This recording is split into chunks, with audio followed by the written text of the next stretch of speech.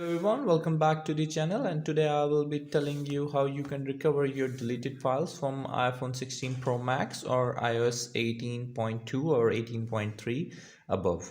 So what you need to do here is you just need to open up the file section here, and you can just double tap on the browse section here, and you will see there will be an option recently deleted, which you have accidentally recently deleted your files. You can just double tap on it, and there's a file which will be available to you, and you can check out the file which you have recently deleted. After checking it out, which files you have recently deleted and naming it out, you just need to go to the settings and then the Apple ID, and then you need to go to the iCloud, and then you can see there is a drive section here.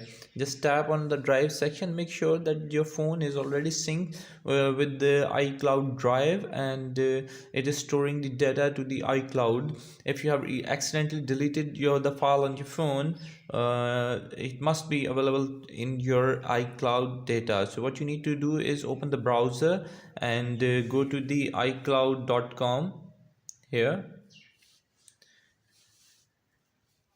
it will show up you the screen something like this. Just hold on. It will show you a screen something like this. It will open up your ID, and what you need to do here, just go on this app section here, and then there is a drive section, Apple drive section. Go on the Apple drive section, and it will show you the file which you have recently deleted. You can go on the tab button and download a file over here which you have deleted. Another way which you can do is, you can see that there is an option of data recovery here on the iCloud drive. You can go to the data recovery, and you can check if there is any file store within your iCloud. You can just tap on it, and as I don't have any file at the moment, if I will I could be having it will be displayed over here, and I can restore all my data from this section.